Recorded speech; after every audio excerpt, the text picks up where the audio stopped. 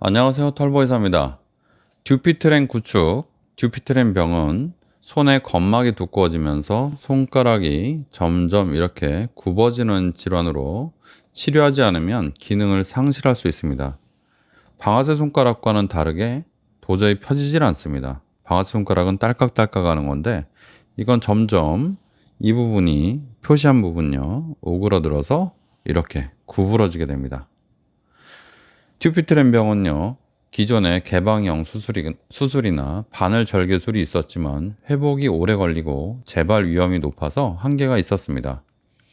하키나이프 건막 절개술은 이러한 문제를 해결한 혁신적인 방법으로 최소 침습적인 접근을 통해서 빠른 회복과 우수한 치료 효과를 제공합니다. 오늘은 하키나이프로 하는 건막 절개술이 어떻게 듀피트렌 구축 치료에서 새로운 기준을 제시하는지 알아보도록 하겠습니다. 첫 번째, 최소 침습적 치료로 빠른 회복이 가능합니다.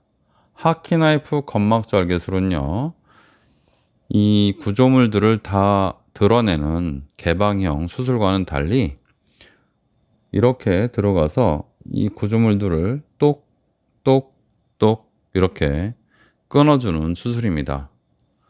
작은 절개를 통해서 이루어지기 때문에 출혈과 통증이 줄어들고 수술 후에 회복 속도가 매우 빠릅니다. 또한 흉터가 거의 남지 않아서 미용적인 측면에서도 장점이 큽니다.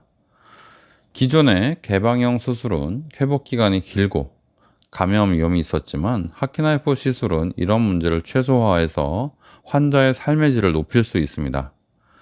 보통 일주일 정도만 지나면 이렇게 손이 구부러졌던 사람이 자연스럽게 이렇게 손을 움직일 수가 있습니다. 손 사용이 많은 직업을 가진 환자들도 짧은 회복 기간으로 빠르게 일상생활에 복귀할 수가 있습니다. 두 번째, 정밀한 절단으로 재발률을 낮출 수 있습니다. 하키나이프 기술은 이 건막을 정밀하게 절단하는 게 가능합니다. 건막 조직이 이 최소한의 손상으로 최소한의 피부 손상, 최소한의 주변 조직 손상으로 제거가 되는 거죠. 기존의 바늘 절개술은요 똑같이 하는데 충분한 절단이 잘 이루어지지 않습니다. 왜냐하면 이 건막이 생각보다 강해서 바늘만 가지고 다 없앨 수는 없죠. 그런데 하키나이프 절개술은 이 구조가 자체가 화살처럼 생겼기 때문에 건막을 걸어서 완전히 끊어낼 수가 있습니다. 그리고 계속 만져가면서 근본적으로 그 건막이 두꺼워진 그 부분을 정교하게 탁탁탁 다 끊어낼 수가 있어서 장기적으로도 재발 가능성이 낮다고 봅니다. 이 듀피트렌 병은요, 여러 가지 이론들이 있습니다. 그런데 그 근본적인 구조를 보면요, 여기 이렇게 두꺼워진 건막이 있지만 실제로 이 손에는 많은 실들이 있습니다. 그게 다 건막인데 그 중에 일정 부분이 두꺼워지고 두꺼운 부분을 잘라내면 얇은 건막이 또 두꺼워지고 실 같은 것들이 두꺼워지는 겁니다. 그래서 거의 지렁이처럼 두꺼워지고 이런 것들이 계속 반복됩니다. 그래서 듀피트렌 병은 이 두꺼워진 건막을 완전히 깨끗하게 드러낸다 해도 주변에 있는 얇은 정상적인 그런 실들이 또 두꺼워져서 재발할 수가 있는 것이죠. 재발률에 관해서는요, 기존의 두꺼워진 건막을 완전히 절개를 하느냐가 첫 번째고, 두 번째, 그 두꺼워지려고 하는 것까지 다 절개를 하느냐, 그 문제입니다. 결국은 자꾸 진행되는 것을 끊어내고 또 진행돼서 생긴다면 어쩔 수 없는 그런 개념으로 보는 거죠. 그래서 이 듀피트렌 병은 재발할 수밖에 없는 병이라고 생각을 하시는 것도 어떻게 보면 적절한 생각이지 않을까 하는 생각이 많은 분들이 그렇게 생각하고 있습니다. 특히 하키나이프는요, 결국 거의 이게 째질 않기 때문에 경과가 매우 빠른 게 정말 장점이지만 재발률도 거의 드러내는 수술에 준할 정도로, 왜냐면은 그 건막들을 정확하게 완전히 절개를 하기 때문에 그렇습니다. 그래서 재발률도 절개해서 다 드러내는 수술과 거의 비슷하지 않겠냐. 그리고 실제로 그 바늘로 치료하는 방법도 어쩌면 비슷하게 재발률이 높지 않다라는 논문도 있습니다. 근데 논문이라는 것은 사실 내 입맛에 맞는 논문들이 너무 많기 때문에 객관성을 유지하려고 노력을 해도 사람이라는 것이 계속 편견이 생기고 편향이 생기잖아요. 그게 좀 어려운 면이 있습니다. 그러나 제 생각에는 하키나이프로 시술하는 방법이 굉장히 안전하고 재발이 적지 않을까 하는 생각이고, 실제로 많은 몇 년 전에 하신 분들도 재발이 아직 안 된 걸로 봐서는, 아직 케이스가 적긴 합니다만 재발이 안 된 걸로 봐서는 재발률이 적을 것 같습니다. 왜 이렇게 자꾸 두리뭉실하게 얘기하냐면, 누구도 확실하게 얘기할 수 없기 때문에 그래요. 이 병의 특성이 그렇습니다.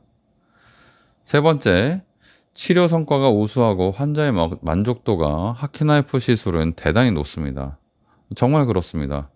하키나이프 건막 절개술을 받은 환자들은요, 이런 환자분들도 있었어요. 한쪽은 절개 수술을 해서 다 드러내고, 한쪽은 하키나이프로 했는데, 절개 수술하고 몇 개월 동안 너무 고생을 했었는데, 하키나이프 하고 나서 이틀 뒤에 바로 이렇게 다 되고, 일주일 뒤에는 거의 흉터까지 다, 상처까지 다 없어지는 걸 보고, 너무나 이거는 정말 거의 울먹일 정도로 너무 좋아하시는 그런 분들도 있었습니다. 기존의 수술법에 비해서는 수술 시간이 짧을 수도 있고 뭐 길 수도 있겠어요. 왜냐하면 일일이 이걸 다 끊어내야 되기 때문에 수술 시간이 그렇게 짧다고 볼 수는 없습니다. 그러나 일상복귀가 매우 빠른 건 맞아요. 환자의 만족도 굉장히 높습니다. 기존에 손바닥을 절개하는 수술과 비교했을 때 부작용도 적고 수술 후에 합병증 위험이 당연히 낮겠죠. 치료의 안정성이 높죠.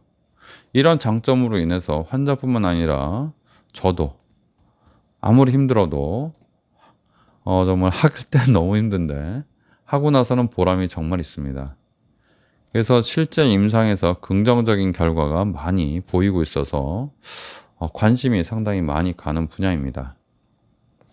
네 번째, 또 중요한 얘기인데요. 재발은 듀피트렌 병에서 필수적이라고 했잖아요. 뭐 어떻게 재발이 완전히 없다, 그런 방법은 없어요. 듀피트렌 병은요, 치료 후에 일정 확률 거의 절반 정도가 재발을 한다는 그런 병입니다. 어떻게 하든 그렇습니다. 작으면은 한 20-30%, 많으면은 60-70%가 재발인데, 연구를 정확히 다 믿을 수 없기 때문에, 그리고 연구를 할 때 모든 걸 다 배제시킬 수가 없기 때문에, 제가 논문을, 듀피트렌 병에 관한 논문을 꽤 많이 읽어봤는데, 읽어보니까 조금 주관이 있는 것 같아요.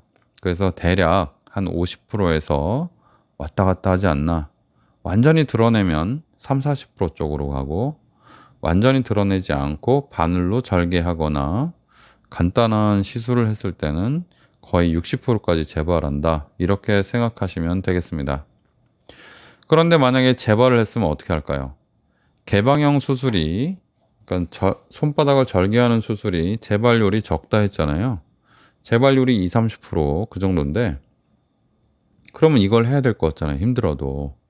근데 이게 재수술이 진짜 문제입니다. 두 번째 수술에서 생각해 보시면 생각이 완전히 달라질 겁니다. 두 번째 수술에서 손바닥 절개 수술은 손바닥 절개 수술로 또 재수술을 할 경우에 손가락을 절단할 가능성이 한 8% 정도 됩니다. 굉장히 무섭죠.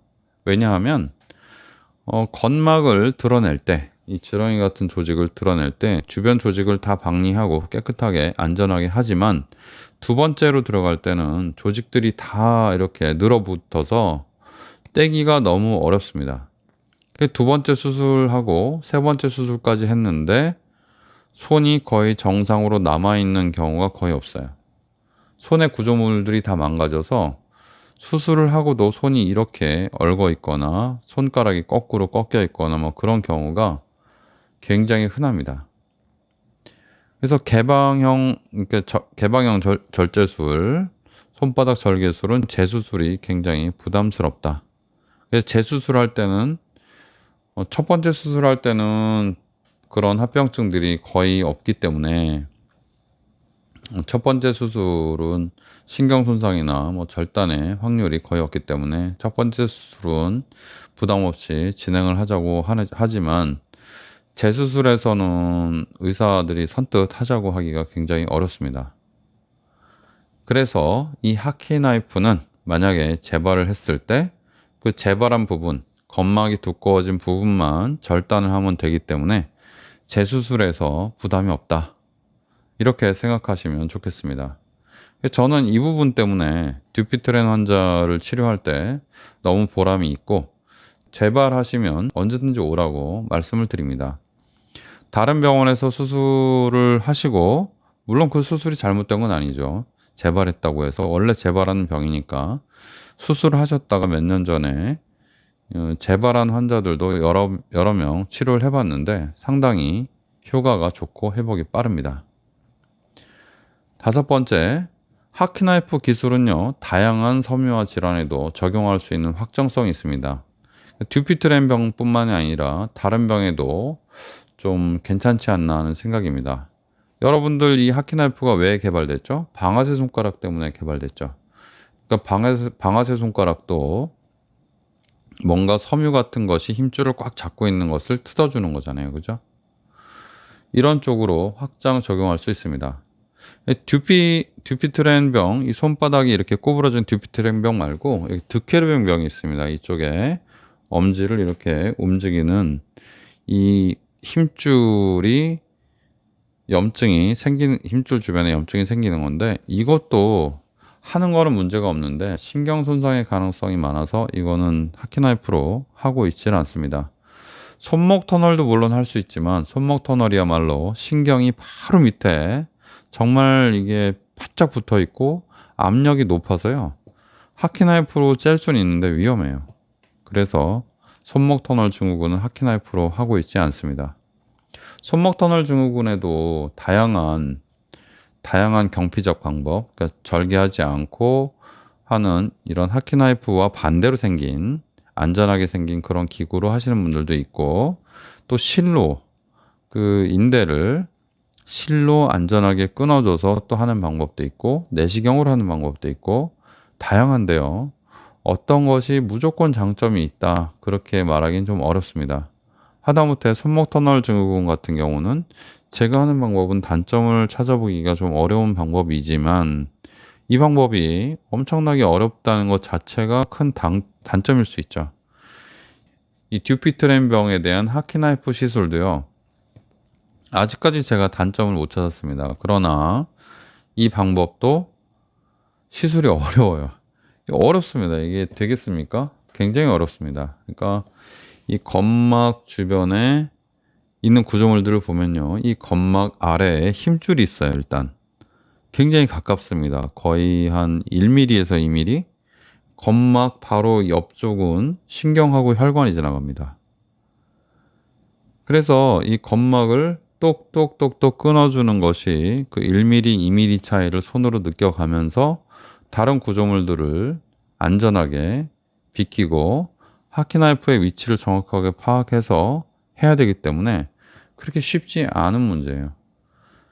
만약에 하키나이프 듀피트렌 시술이 원활하게 이루어진다 해도 끊어야 될 포인트가 되게 많기 때문에 시간도 꽤 걸리고 그렇게 뭐 썩 아주 원활하진 않습니다. 그러나 환자분들의 경과가 너무 좋고 회복이 너무 빠르기 때문에 환자들에게 좋다면 좀 더 노력해 봐야 될 분야가 아닌가 하는 생각이 듭니다. 그리고 저도 항상 어떻게 하면 더 좋은 방법으로 듀피트렌 병 환자를 치료해 볼까 하고 항상 고민하고 있습니다. 근데 지금까지는 하키나이프 시술이 가장 월등하다고 생각이 됩니다. 감사합니다. 손가락이 점점 구부러지는 듀피트렌 병에 대해서 손바닥 절개 없고 절개가 너무 크죠. 그래서 절개를 엄청나게 하는데 이 절개가 없는 하키나이프 시술에 대해서 오늘 말씀 나눠봤습니다. 털보 의사였습니다.